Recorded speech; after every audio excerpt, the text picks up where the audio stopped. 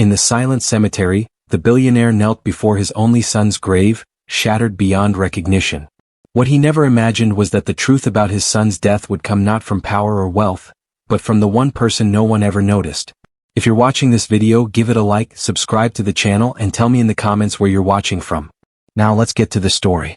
The cemetery was hushed, gripped by a cold that seemed to sink into the bones. Brandon Vasquez walked alone with dragging steps, his face downcast as if hope had departed along with his son. The marble gravestones stood like silent witnesses, and the wind carried nothing but the sound of a grown man breaking apart. It had been 3 months since the billionaire buried Roy after the tragedy no one could have prevented. The 22-year-old had died in what police called a straightforward accident, a rain-slicked highway late at night, a car that spun out of control. Instant death. No suffering. That's what they told him. Brandon didn't question it. He accepted the death, drowned in grief that hollowed him out from the inside. Since then he survived on the firm support of Victor Hale, his longtime business partner, who repeated every day, "I'll handle the company. You just try to stay on your feet. I'm with you, brother." And on the quiet sympathy of the household staff, especially Diane, the maid who had served the family for nearly 10 years. Victor had stepped up when Brandon couldn't. He signed documents, attended meetings, made decisions Brandon was too shattered to make. Everyone said he was a godsend. Everyone said Brandon was lucky to have someone so loyal.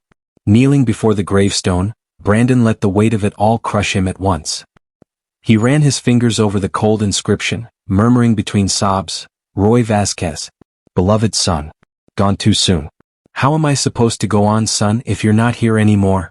The tears fell unchecked. He pulled Roy's wristwatch from his pocket, the gift he'd given him on his 21st birthday, and held it as if it were his son's hand. "You promised you'd take over the company one day, remember? And now I don't know how to build anything without you," he whispered with a broken voice, his shoulders shaking. Inside, a whirlwind of thoughts devoured him. What if I'd called him back that night? What if I'd told him to stay home? The guilt wouldn't leave him in peace. He felt like a failed father, unable to protect the one he loved most. His chest burned with regret so fierce it felt physical. "I'd give everything, my boy, everything, if I could see your face one more time," he confessed, looking at the sky as if expecting an answer. And it was precisely at that moment when the invisible happened. A few yards behind, near the edge of the cemetery path, Diane stood motionless, her plain coat pulled tight against the wind. Her hands trembled inside her pockets, fingers clutching something that burned with terrible weight. She had tried to stay away. Tried to convince herself it wasn't her place. But watching Brandon collapse like this, watching him tear himself apart over a lie, was a torture no decent person could endure. She took a step forward, then stopped. Her thoughts tumbled over each other. Tell him now. Show him what Roy left behind. No, not here. Not like this. If I say it wrong, he won't believe me. If I rush, he'll think I'm insane. The dilemma crushed her. She wanted to scream, to show him the envelope, but she knew that revelation could shatter him even further before it saved him. From where she stood, Diane could hear Brandon's broken voice repeating, "I promise you, son. I'll go on even if I feel like I've already died inside." With every word, the urge to speak became unbearable. She bit her lip until it hurt, trying to contain the impulse. The truth she carried was so dangerous it had kept her awake for weeks. Still, she stayed silent, prisoner of a fear greater than compassion. As Brandon rose with difficulty, tucking the watch against his chest like a talisman, Diane finally exhaled. She couldn't let him leave. Not again. Not without knowing. "Mr. Vasquez," she said softly. Brandon didn't respond. "Sir, there's something you need to see." Slowly, as if dragged back from the edge of an abyss, Brandon turned. His eyes were red, his face hollow. He looked at her as if seeing her for the first time. "Not now, Diane," he said hoarsely. "Please." Diane swallowed hard. Her hands shook as she pulled a folded envelope from her coat pocket. The envelope Roy had pressed into her hands 3 months ago, the night before he died. "I should have shown you sooner," she said, voice barely steady. "But I was scared. And I didn't understand what it meant until today." Brandon frowned, his grief-fogged mind struggling to process her words. "What is this?" "Something your son gave me the night he died." The words hit him like a blow to the chest. The cemetery seemed to tilt. The world went silent except for the pounding of his heart. "What?" Diane stepped closer, the envelope extended like an offering she wasn't sure would be accepted. Her voice trembled as she spoke, each word careful, measured, as if the wrong phrase might shatter what little composure Brandon had left. I wanted to tell you sooner, Mr. Vasquez. I swear I did. But I didn't know who to trust. Your son, he told me things that night, things I didn't fully understand. And I was terrified that if I spoke up, no one would believe me. I'm just the maid. Who listens to the maid? Brandon stared at the envelope in her outstretched hand, unable to move. The graveyard around them seemed to fade into nothing. Only the envelope existed, plain and worn, with his name scrawled across the front in Roy's unmistakable handwriting. He gave this to you? Brandon's voice cracked. The night he died? Diane nodded, tears pooling in her eyes. Yes, sir. He came into the kitchen late. I was finishing up, getting ready to leave. He looked like someone being chased. Pale. Nervous. Kept glancing toward the hallway like he expected someone to walk in any second. The Vasquez mansion kitchen had been dim, lit only by the soft glow of the overhead range light. Diane was wiping down the counters when Roy entered, moving quietly, almost as if he didn't want anyone to hear him. Diane, he'd said, his voice low and urgent. She turned, startled. Roy rarely came into the kitchen this late. He stood in the doorway, one hand clutching a manila envelope, the other gripping the doorframe like he needed it for balance. Roy, are you all right? You look pale. He shook his head quickly. I need you to do something for me. Something important. Diane set down her cloth, concerned. Of course. What is it? Roy glanced over his shoulder, then stepped fully into the kitchen, closing the door behind him. He crossed the room in 3 quick strides and pressed the envelope into her hands. If anything happens to me, anything at all, I need you to give this to my father. Only him. No one else. Not Victor, not anyone on the board, not even the lawyers. Just my dad. Diane had stared at the envelope, confused and frightened by the intensity in his eyes. Roy, what are you talking about? What's going to happen to you? I hope nothing, he'd said, but his voice didn't carry conviction. I really hope nothing. But my dad, he trusts people too easily. He thinks everyone around him wants what's best for the company, for the family. But they don't, Diane. Some of them only care about themselves. Who are you talking about? Roy hesitated, then shook his head. I can't say yet. Not until I'm sure. But if something happens, if I'm not around to tell him myself, this will explain everything. Promise me, Diane. Promise you'll give it to him. She'd nodded, gripping the envelope tightly. I promise. He'd smiled then just for a second, the kind of sad smile that broke her heart. Thank you. You've always been kind to me. Always treated me like I mattered, not just as the boss's son. I won't forget that. And then he was gone, slipping out of the kitchen as quietly as he'd entered. Diane's voice pulled Brandon back to the cemetery. That was the last time I saw him alive, Mr. Vasquez. The next morning, the police came to the house. They said there'd been an accident. And I didn't know what to do. I kept the envelope hidden, too afraid to speak up. I told myself maybe I was imagining things, maybe Roy was just stressed about work. But deep down, I knew. I knew something was wrong. Brandon's hands shook as he took the envelope. The paper felt fragile, almost sacred. He turned it over slowly, staring at his name written in Roy's handwriting. For a long moment, he couldn't bring himself to open it. What's inside? He whispered. I don't know, Diane admitted. I never looked. It wasn't meant for me. Brandon's fingers moved to the sealed edge. He tore it open with unsteady hands, the sound impossibly loud in the quiet cemetery. Inside was a single handwritten note, folded around a small black flash drive. He unfolded the note and Roy's words stared back at him. Dad, if you're reading this, it means I was right to be afraid. Please don't trust anyone until you see what's on this drive. I love you, Roy. Brandon's breath hitched. His vision blurred as tears spilled down his face. The note trembled in his grip. Roy knew, he whispered. He knew something was going to happen. Diane nodded silently, her own tears falling freely now. Brandon clutched the flash drive, his grief twisting into something darker, something sharper. We need to go back to the house. Now. They returned to the mansion in silence, the drive back stretching endlessly. Brandon sat rigid in the back seat, the flash drive clenched so tightly in his fist that his knuckles turned white. Diane sat beside him, her hands folded in her lap, her heart pounding with dread and anticipation. When they arrived, Brandon didn't speak to anyone. He strode through the front door, past the staff, past the paintings and photographs that lined the walls, straight to his study. He shut the door behind him with a finality that made Diane's stomach twist. She waited outside in the hallway, pacing, her nerves screaming. Minutes passed like hours. The silence from inside the study was suffocating. And then a crash. The sound of something heavy hitting the floor, glass shattering. Diane's heart leapt into her throat. She rushed forward and pushed the door open. Brandon stood frozen before his computer screen, one hand gripping the edge of his desk, the other covering his mouth. His face was ashen, his eyes wide and unseeing. On the floor near his feet lay the shattered remains of a crystal paperweight. "Mr. Vasquez?" Diane's voice was barely a whisper. He didn't respond. He didn't even seem to hear her.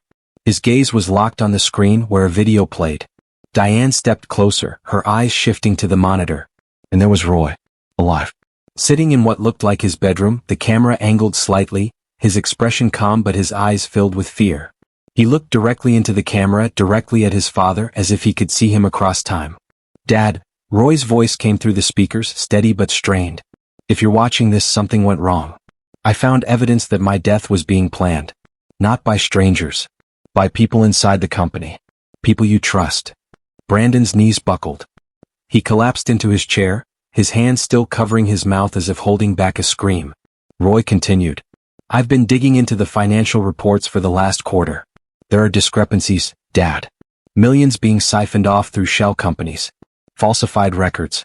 When I confronted the board about it, when I refused to sign off on the reports, I was told it would be cleaner if I stayed quiet." The video cut to documents, spreadsheets, bank transfers, emails. Roy's voice narrated over them, calm and methodical, explaining each piece of evidence. And then one name appeared again and again, highlighted in red across multiple documents. Victor Hale. Brandon's breath stopped. "Victor said it would be easier if the problem just disappeared," Roy said, his voice dropping. "He didn't say it outright, but I'm not stupid, Dad. I know what he meant. If I disappear, the company stays quiet. The fraud continues. And you'll never question him because you trust him." The video returned to Roy's face. His expression softened, sadness replacing the clinical detachment. "I'm sorry, Dad. I'm sorry I didn't tell you sooner. I wanted to be sure. I wanted proof. If you're seeing this, it means I waited too long. But now you have everything you need. Don't let them get away with this. Don't let them bury the truth with me." The screen went black. The silence that followed was unbearable. Brandon sat motionless, his chest heaving, his hands trembling violently. His mind refused to process what he'd just seen. Refused to accept it. "No," he whispered. "No, this can't." Victor wouldn't. But even as he said it, the pieces fell into place. Victor's sudden control over company decisions. His insistence that Brandon step back. The way he dismissed Roy's concerns about the quarterly reports as youthful idealism. Diane's voice broke through the fog. "Mr. Vasquez, there's something else." He turned to her slowly, his face hollow. "The night Roy died," Diane said carefully, "I saw Victor's driver near the house. He never parks on this street. When I asked him what he was doing, he said he was lost. But he wasn't lost, sir. He was waiting." Brandon's grief ignited into something darker. Something burning. "They killed my son," he whispered, his voice raw and broken. "They killed him because he wouldn't stay quiet." Diane nodded slowly, tears streaming down her face. Brandon stood, his body shaking with rage and anguish. He looked at the screen, at the frozen image of Roy's face, and made a silent vow. "They didn't just let my son die," he said, his voice low and deadly. "They planned it." The morning after watching Roy's video, Brandon stood before his bathroom mirror and practiced being destroyed. He let his shoulders sag. Let his tie hang loose and crooked. Let the dark circles under his eyes speak of sleepless nights, which wasn't entirely a performance.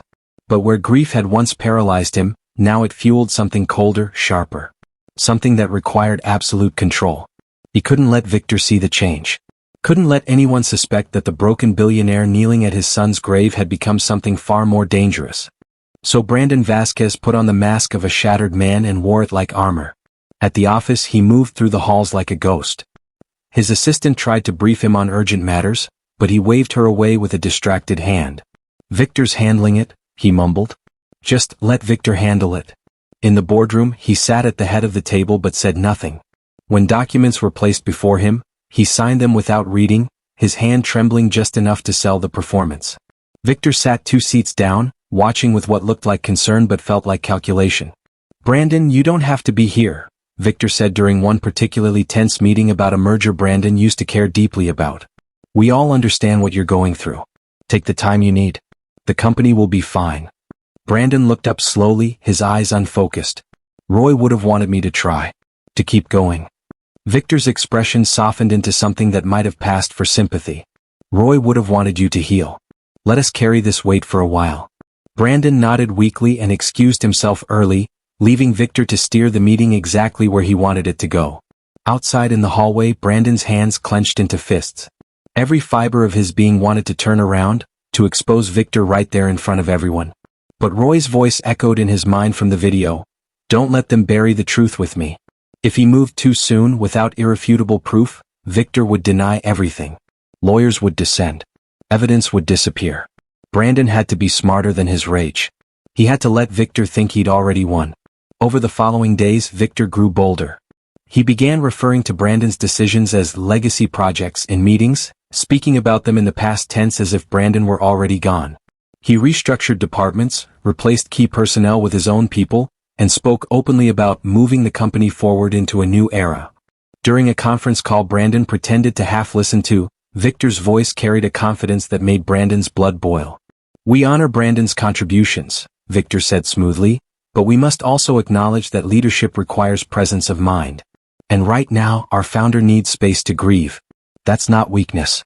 That's human. The board members murmured agreement, their loyalty shifting like sand beneath Brandon's feet. Brandon sat motionless in his office, phone on speaker, watching Victor maneuver with the precision of someone who'd planned this for months. Maybe years. When the call ended, Brandon didn't move.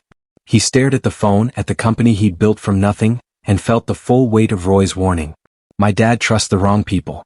While Brandon played his part in public, Diane became his shadow. She moved through the mansion and the executive offices with the invisibility that came from a decade of being overlooked. No one questioned the maid restocking supplies.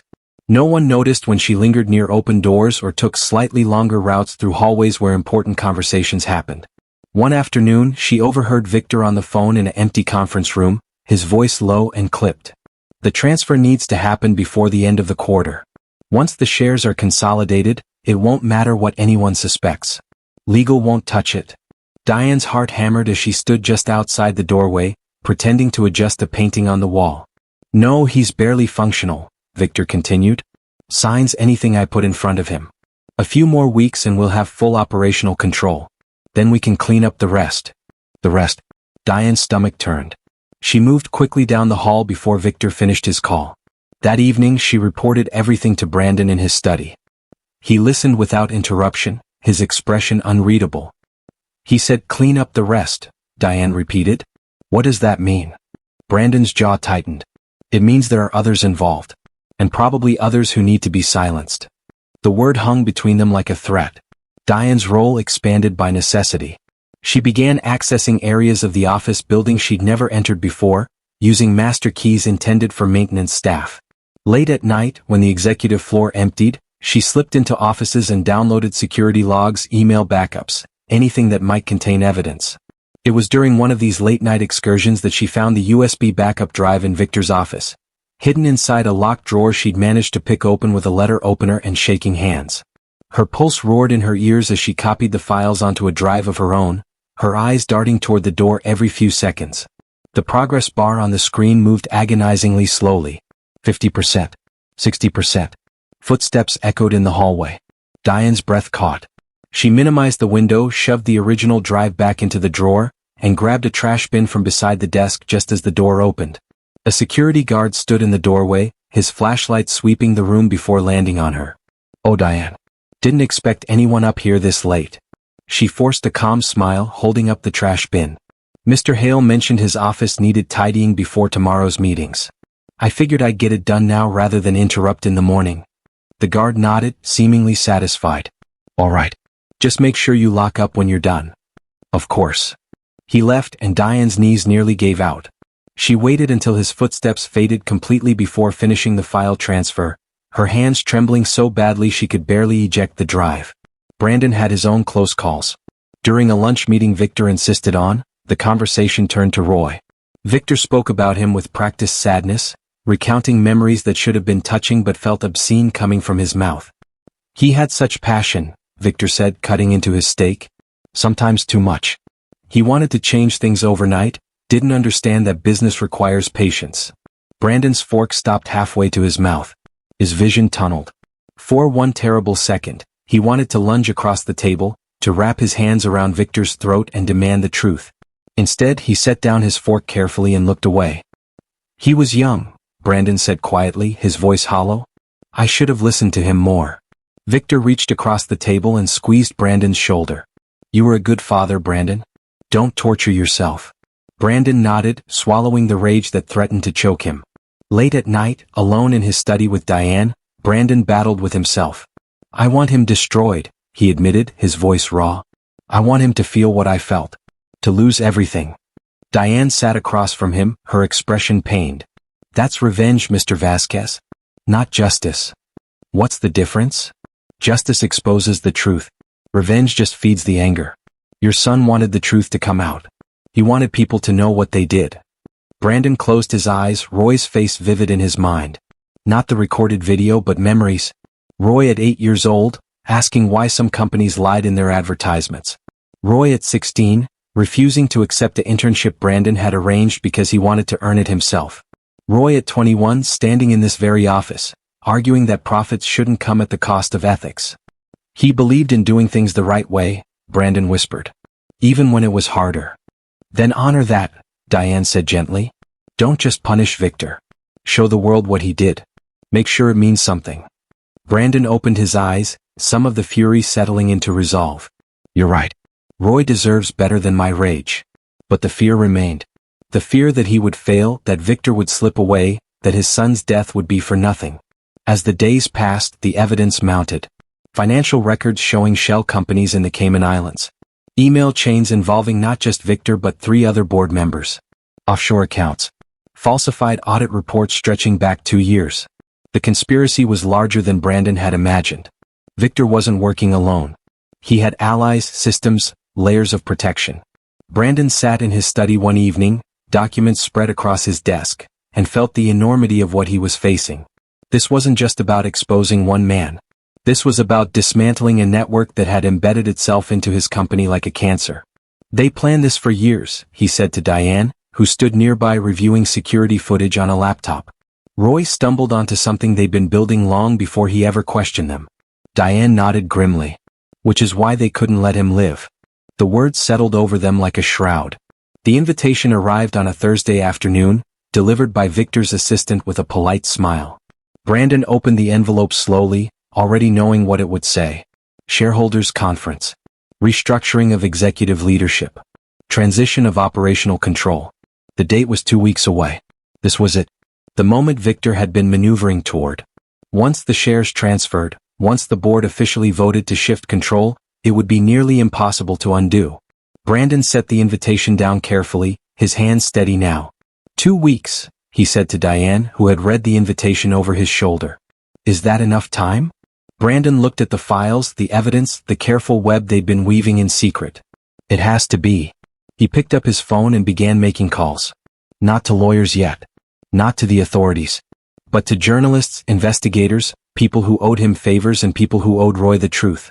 If Victor wanted a public transfer of power, Brandon would give him a public stage. And on that stage, everyone would see exactly what kind of man Victor Hale really was. Diane Chin had been invisible her entire life. Not literally, of course, but in every way that mattered to the people who moved through spaces she cleaned, meals she prepared, schedules she maintained. She was 53 years old, had worked as a domestic employee for 35 of them, and could count on one hand the number of times someone had asked her about her day. She'd learned early that invisibility was a kind of power. People said things around her they'd never say in front of someone they considered important. They left documents on desks, had phone conversations in hallways, forgot that the woman refilling their coffee could hear every word. Her mother had been a housekeeper too, working for wealthy families in San Francisco. Keep your eyes down and your ears open, her mother used to say. Rich people think we're furniture. But furniture sees everything. Diane had spent 10 years in the Vasquez household watching everything. She'd seen Roy grow from an idealistic teenager into a principled young man. She'd seen Brandon build an empire while struggling to build a relationship with his son. She'd seen the staff come and go, the business partners smile and scheme, the careful dance of power and pretense. And she'd noticed things. Small things. The kind of details people like Victor Hale never imagined someone like her would remember. The night Brandon decided to expose Victor publicly, Diane knew her role had changed. She was no longer just a witness. She was a weapon. But weapons needed ammunition. She started with the security footage. The Vasquez building had cameras in every hallway, every conference room, every entrance and exit. The feeds were stored on a server in the building's basement, accessible only to the head of security and the IT department. Diane had neither credentials nor authority. What she had was 20 years of watching people type passwords over their shoulders and a maintenance master key that opened more doors than it should. She waited until 2 in the morning, when even the overnight security guards were drowsy at their posts. She slipped into the server room, her heart hammering so loudly she was certain someone would hear it through the walls. The login screen glowed in the darkness. She typed the password she'd seen the IT manager use a dozen times, her fingers shaking. The screen unlocked. Relief flooded through her, followed immediately by terror. She was actually doing this. Actually committing what could be called corporate espionage. If caught, she'd lose everything. Her job. Her reputation. Possibly her freedom. But Roy's face flashed in her mind. The nervous young man who'd trusted her with his last message. The boy who'd always thanked her, always remembered her birthday, always treated her like she mattered. She owed him the truth. Diane navigated through weeks of footage, searching for specific dates. The night Roy died. The days leading up to it. Board meetings where Victor's voice rose above others. She copied everything onto external drives, her eyes burning from the screen's glare. Hours passed. The sky outside began to lighten. Diane was extracting the final file when she heard footsteps in the hallway. She froze, her hand hovering over the mouse. The footsteps grew louder, closer. The door handle turned. Diane grabbed the drives and shoved them into her cleaning cart just as the door opened. The night security guard stood there, his expression shifting from surprise to suspicion. "Diane? What are you doing in here?" Her mind raced. "Spill," she said quickly, gesturing toward a non-existent stain near the server racks. "One of the IT guys mentioned coffee on the floor yesterday. Asked me to clean it before it damaged equipment." The guard frowned, looking around. "I don't see anything." "Got it already?" Diane said, patting her cart. "Just finishing up." He studied her for a long moment, and Diane felt her entire future balanced on the edge of his doubt. Then he nodded slowly. "All right. But you should check with security before accessing restricted areas. Even for cleaning. Of course. Won't happen again." He left, and Diane's knees nearly buckled. She waited 5 full minutes before leaving the server room, the drives hidden beneath cleaning supplies in her cart. The deleted emails were harder. Victor had been careful but not careful enough.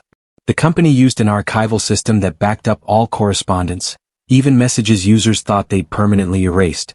Accessing it required administrative privileges Diane didn't have. But Brandon did. Late one evening in his study, Brandon logged into the system while Diane stood behind him, directing his search. They found email chains between Victor and board members discussing the Roy problem. Messages about timing, about making it look natural, about ensuring there were no loose ends. One email, sent 3 days before Roy's death, made Brandon's hands clench into fists. "The kid's too stubborn. He won't back down. We need a permanent solution before he takes this to the press. Make it clean. Victor Hale." Brandon's voice came out strangled. "He ordered it. In writing." Diane placed a hand on his shoulder, feeling him tremble beneath her touch. "Keep going. We need all of it." They downloaded everything. Hundreds of emails. Attachments showing financial fraud, kickback schemes, falsified environmental reports. A conspiracy that stretched across departments and continents. Meanwhile, Victor was beginning to suspect something. During a morning meeting, he watched Brandon with sharper eyes than usual. "You seem more focused today, Brandon. Almost like yourself again." Brandon caught himself mid-sentence, remembered to let his shoulders sag, to let exhaustion creep into his voice. "Just trying to honor Roy's memory. Keep moving forward." "Of course," Victor said smoothly. But his gaze lingered, calculating. That afternoon he tested Brandon more directly. He brought documents that required immediate signature, papers that would transfer significant company assets into holding companies Victor controlled. "Just formalities," Victor said, sliding the stack across Brandon's desk. "Restructuring we discussed last month." Brandon picked up his pen, hand trembling slightly. He scanned the first page, recognizing it for the trap it was. Every instinct screamed at him to refuse, to confront Victor right there. Instead he signed. Each page. Without reading. Victor watched, waiting for hesitation that never came. Finally, he gathered the documents, his expression unreadable. "Thank you, Brandon. This helps tremendously." When he left, Brandon stared at his own signature, hating himself for the deception even as he knew it was necessary. Diane emerged from the adjoining room where she'd been listening. "He's getting suspicious," she said quietly. "I know. We need to move faster." Diane risked everything in those final days. She stayed late every night, accessing offices she had no business entering. She retrieved audio recordings from conference room systems, finding conversations Victor thought were private.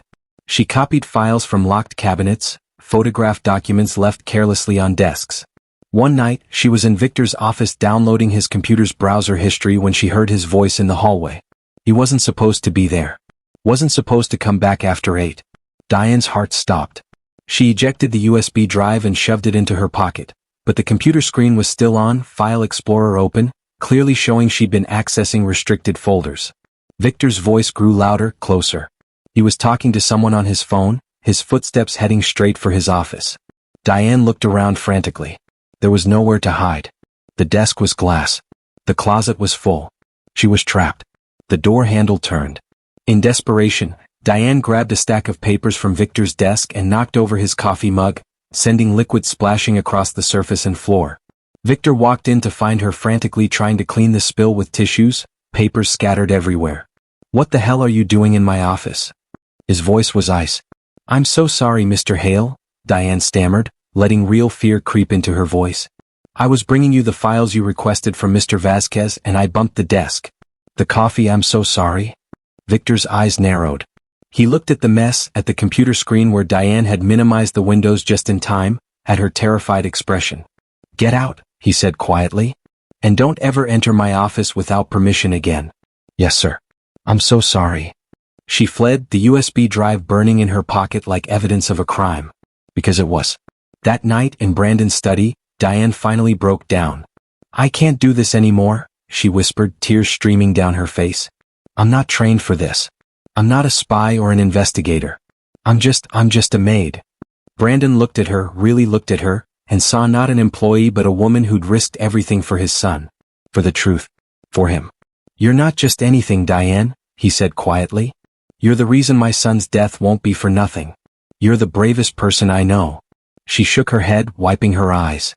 "I'm terrified. Every second. That I'll get caught, that we'll fail, that Roy's sacrifice will mean nothing." "I'm terrified too," Brandon admitted. "But we're almost there." They worked through the night, organizing evidence, cross-referencing documents, building a narrative that was irrefutable. Around 3 in the morning, they found an audio recording from a board meeting 2 weeks before Roy died. Roy's voice came through the speakers, young and passionate. "These numbers are fraudulent. I won't sign off on them.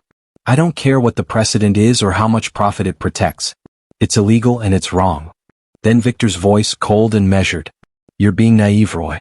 This is how business works. Then business needs to change. Or you do." The recording ended. Diane and Brandon sat in silence, the weight of Roy's courage filling the room. He'd known the risk. He'd stood up anyway. "We have enough," Diane finally said, looking at the compiled evidence spread across the desk. Financial records, emails, video footage, audio recordings. An irrefutable story of corruption and murder. "Then we go to the authorities," Brandon said. "No." Diane's voice was firm. "If we do this quietly, they'll bury it. They have lawyers, connections, ways of making things disappear. But if we do it loud, in front of everyone at that shareholders conference, they can't." Brandon met her eyes, understanding dawning.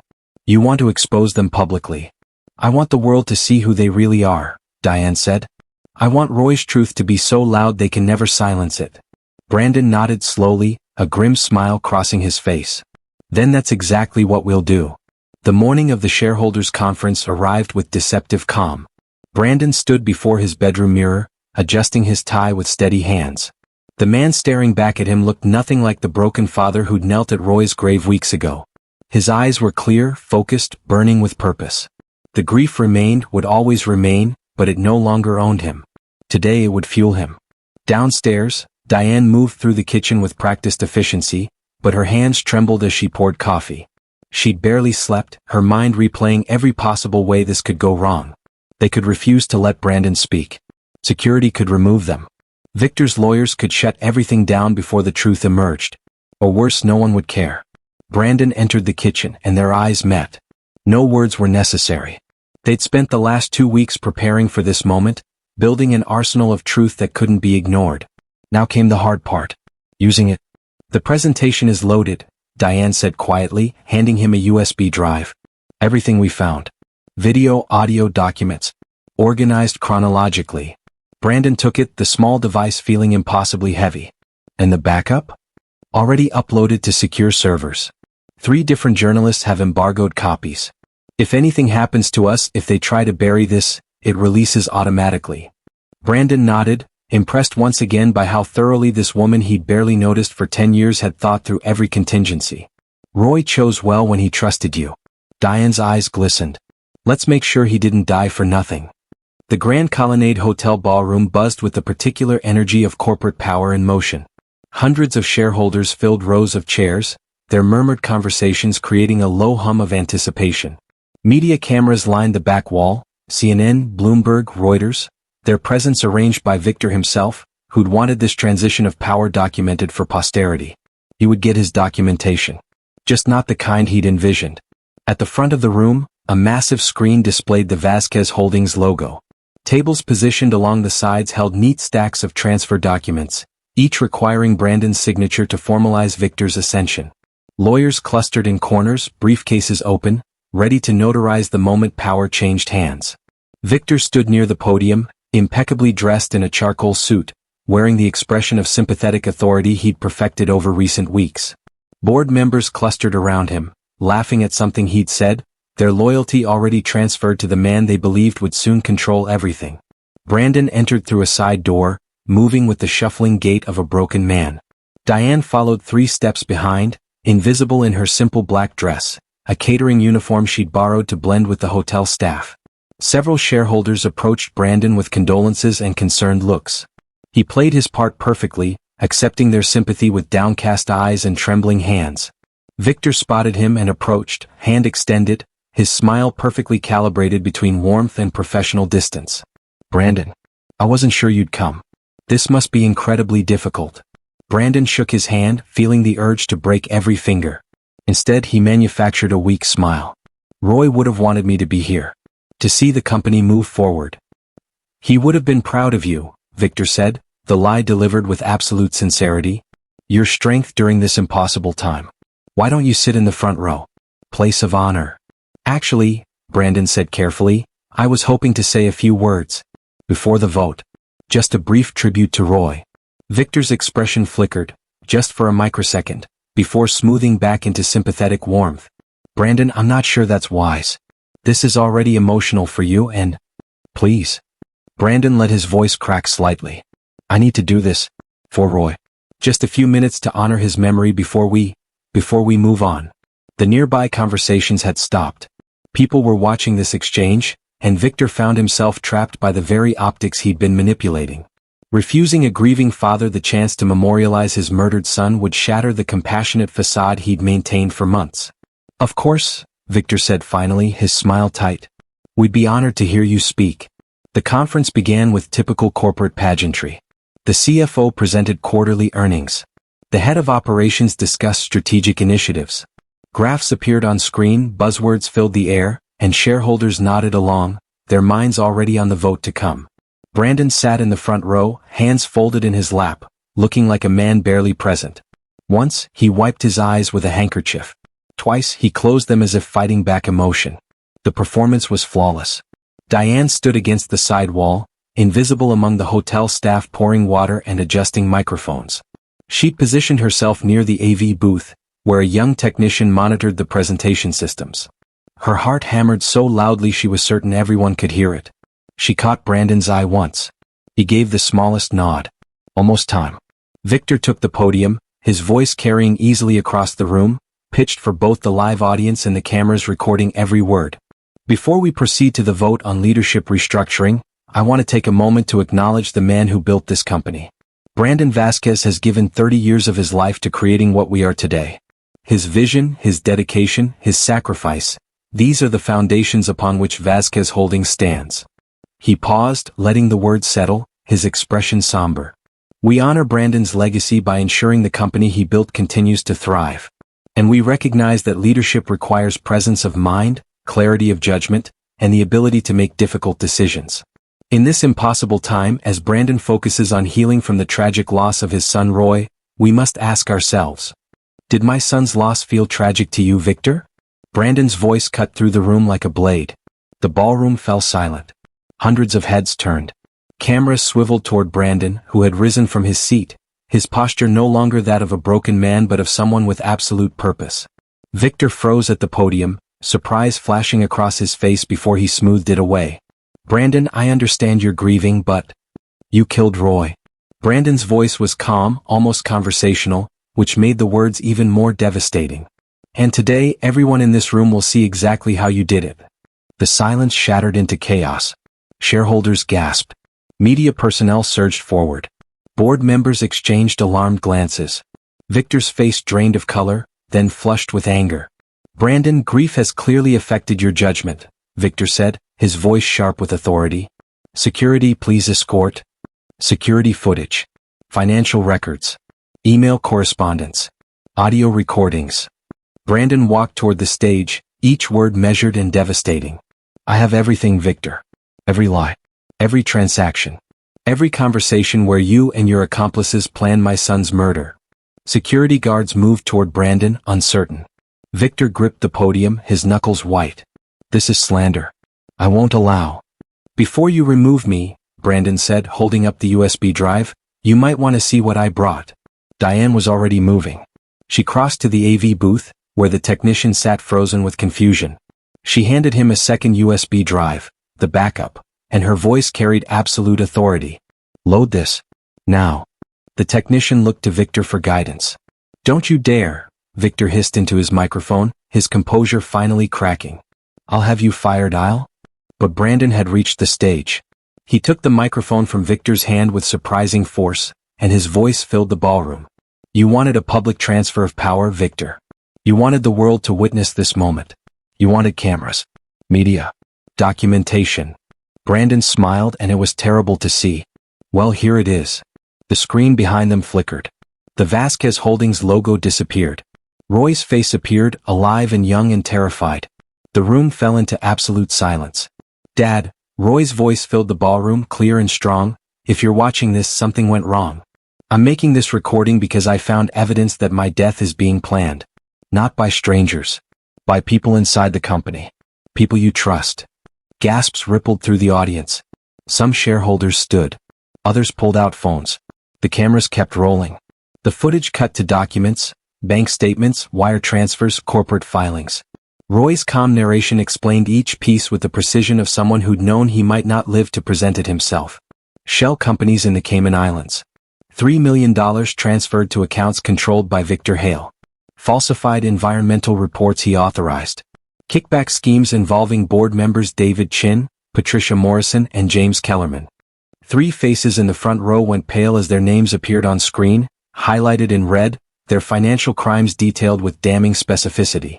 They wanted me gone because I refused to sign off on fraudulent reports that would have cost the company billions in liability. Victor told me it would be cleaner if I just disappeared. The video ended. The screen shifted to email correspondence, Victor's words displayed in his own corporate account. The kid's too stubborn. He won't back down. We need a permanent solution before he takes this to the press. Make it clean. Bish. The timestamp, October 18th. 3 days before Roy died. Victor lunged for the laptop controlling the presentation, but Diane had already disconnected it. The show continued from the backup server she'd uploaded to that morning. This is fabricated. Victor's voice cracked with desperation. Digital manipulation. Brandon has lost his mind with grief and... The screen changed. Security footage from the night Roy died, time-stamped and verified. Victor's Mercedes parked 3 blocks from the accident site. Victor himself, visible in the driver's seat, checking his watch. Then a phone call. Then driving away exactly 7 minutes before Roy's car went off Laurel Canyon Road. Audio played next. Victor's voice, crystal clear through the ballroom speakers. Is it done? Good. Make sure the police find brake failure. Natural mechanical defect. No suspicion. A second voice responded, "It's clean. Kid never saw it coming." Victor's reply, "Excellent. Brandon will sign anything now." The room exploded. Shareholders shouted questions. Media cameras pushed forward.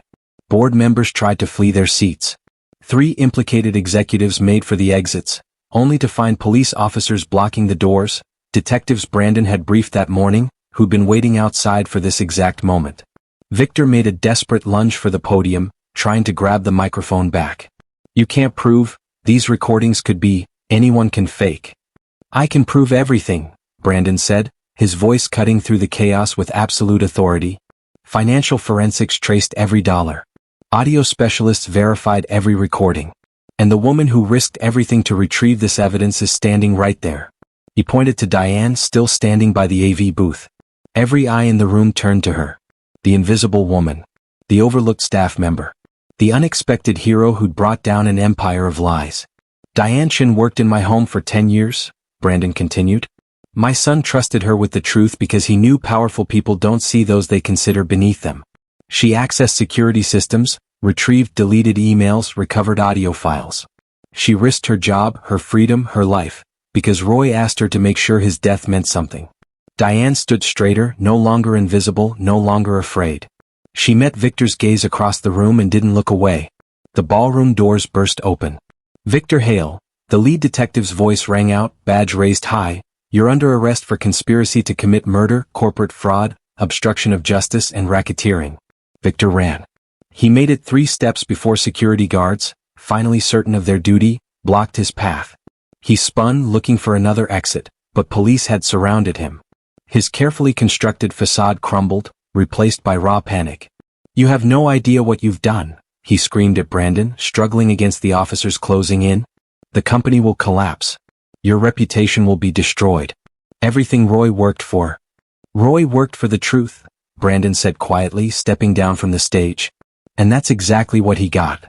As police handcuffed Victor, reading him his rights, the man who'd tried to steal everything finally broke. He sagged in the officer's grip, his $5,000 suit rumpling, his face contorting with rage and desperation. "It wasn't supposed to go like this," Victor whispered, and Brandon didn't know if he was talking to him or to himself. The other implicated board members were detained. Cameras captured everything. Journalists shouted questions that no one answered. The shareholders' conference had become a crime scene. Brandon stood in the center of the chaos, watching justice unfold, and felt something inside him shift. Not victory. He'd won nothing. Roy was still gone, and no amount of exposure would bring him back. Not satisfaction. There was no pleasure in watching a man he'd once trusted being dragged away in handcuffs. What Brandon felt was simpler and more profound. Freedom. The weight he'd carried since Roy's death, the guilt of having failed to protect his son, the helplessness of watching his killer walk free, the suffocating certainty that he'd let down the person who mattered most, finally lifted. He looked toward Diane, who was being interviewed by a CNN reporter, her words measured and clear as she told Roy's story. She was making sure the world understood who he'd been, what he'd stood for, why his death couldn't be for nothing. Their eyes met across the chaos. She nodded once. A job completed. A promise kept. Brandon closed his eyes and felt Roy's presence, not the ghost that had haunted him, but the memory of his son's courage. Roy had known the risk. Had gathered evidence knowing it might cost him his life. Had trusted the right people to finish what he started. "I didn't fail you, son," Brandon thought, the words settling into his chest where the guilt had lived for so long. "You trusted me to do the right thing. To be strong enough. To finish this. And I did." The cameras kept rolling. The police led Victor and the others away. The shareholders sat in stunned silence, realizing they'd just witnessed the public destruction of everything they'd thought they knew about their company. But Brandon barely noticed any of it. He was remembering Roy at 7, learning to ride a bike, refusing help even when he fell. Roy at 15, standing up to a bully twice his size because it was the right thing to do. Roy at 23, choosing principle over profit, even knowing the cost. His son had been brave until the very end. And now, finally, so had he. The cemetery looked different in the afternoon light. Brandon stood at the iron gates, Diane beside him, neither rushing toward the familiar path that led to Roy's grave. 3 weeks had passed since the shareholders' conference. 3 weeks since Victor's arrest had dominated every news cycle. 3 weeks since the world learned what Brandon had known in his bones from the beginning. His son had been murdered for telling the truth.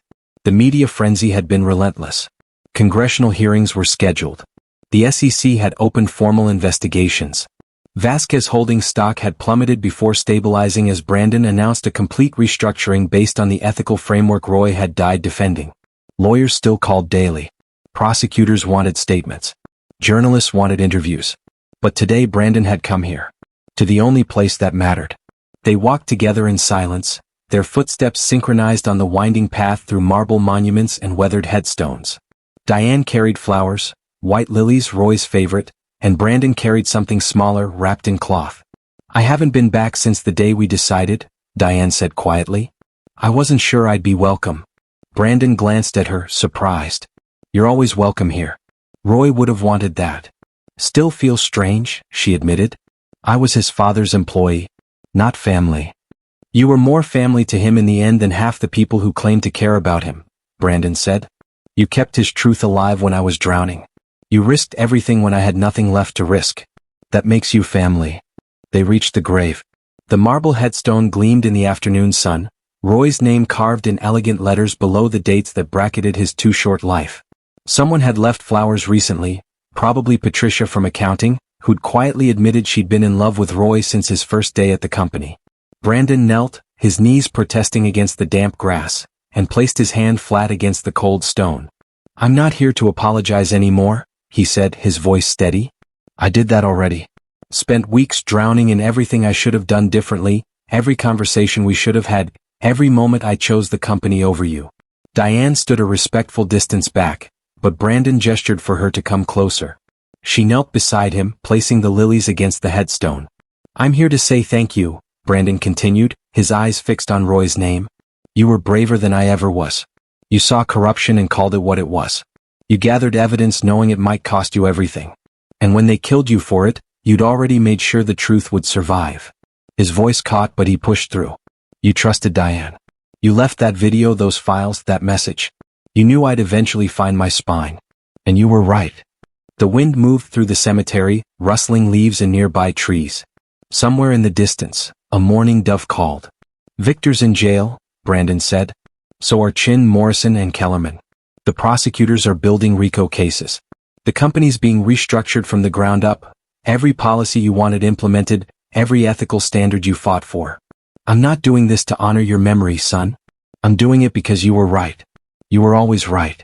He unwrapped the cloth, revealing Roy's college graduation watch, the one Roy had left in his apartment, the one Brandon had found while cleaning out his son's things. The inscription on the back read, "Time is what we make of it. Make it matter, Dad." Brandon had given it to him 6 years ago, back when he'd still believed success was measured in profit margins and market share.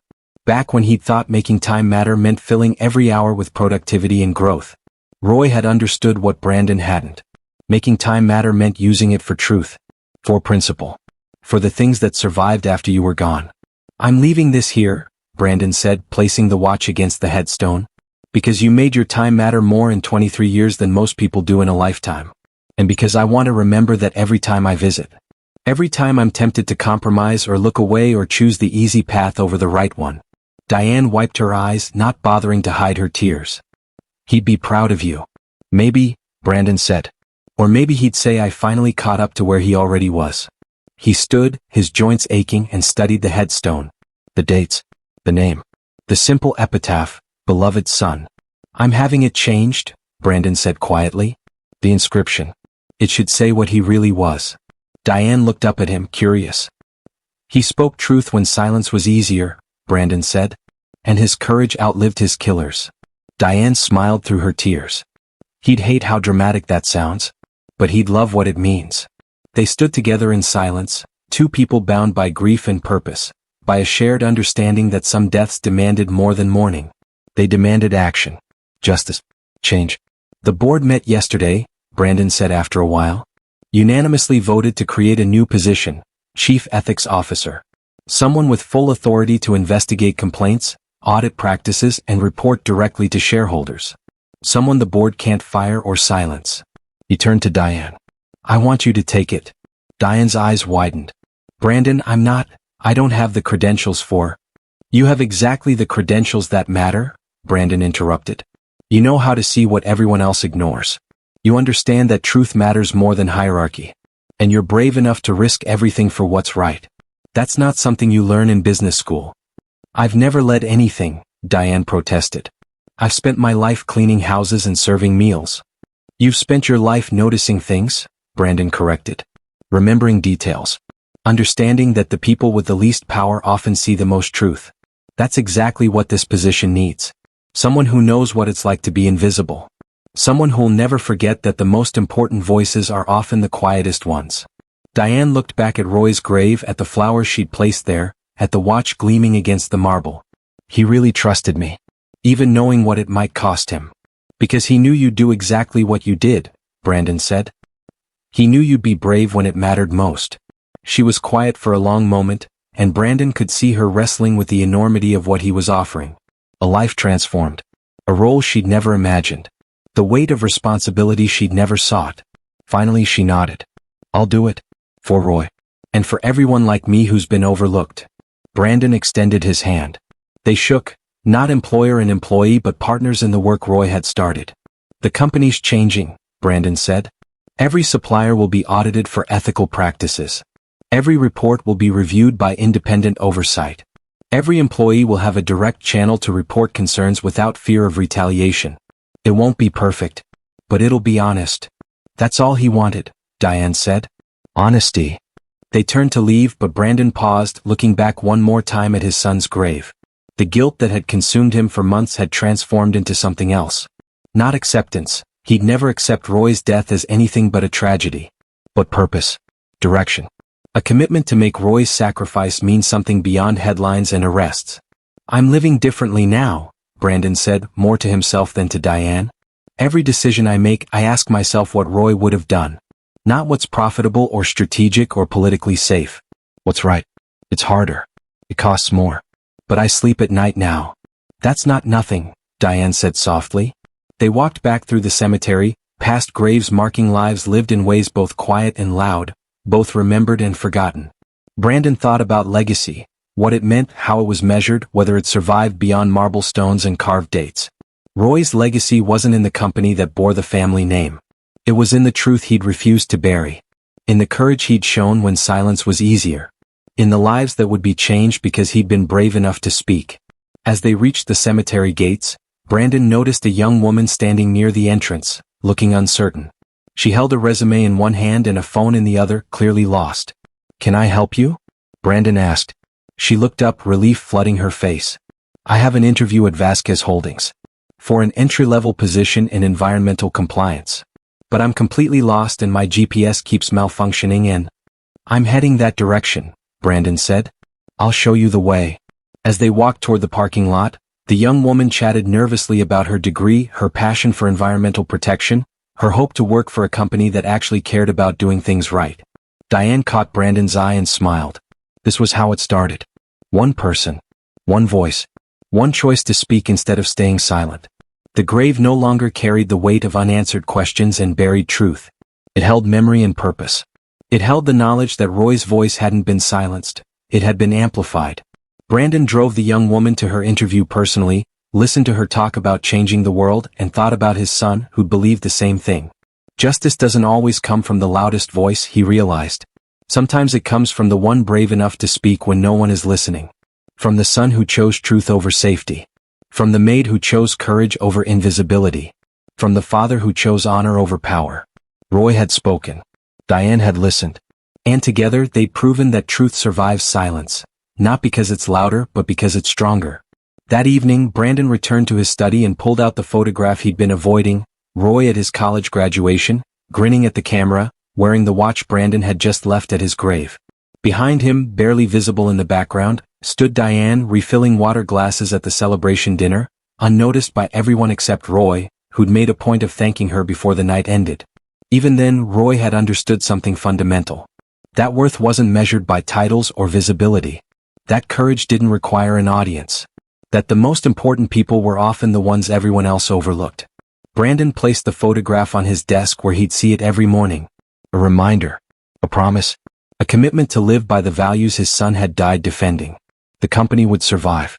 The scandal would fade. The headlines would move on to other tragedies, other corruptions, other battles between truth and power. But the lesson would remain. Power doesn't equal courage. Silence doesn't equal safety. And sometimes the bravest thing you can do is trust someone everyone else has learned to ignore. Brandon picked up his phone and texted Diane, "First ethics audit starts Monday. Your office is ready. Thank you for being brave enough to listen when Roy spoke." Her response came quickly, "Thank you for being brave enough to act. He'd be proud of us both." Brandon smiled, closed his eyes, and felt something he hadn't felt since the day Roy died. Not the peace of forgetting or moving on, but the peace of knowing he'd honored his son in the only way that truly mattered. By finishing what Roy started. By making sure his death was not the end of his voice. By proving that truth, once spoken, can never truly be buried.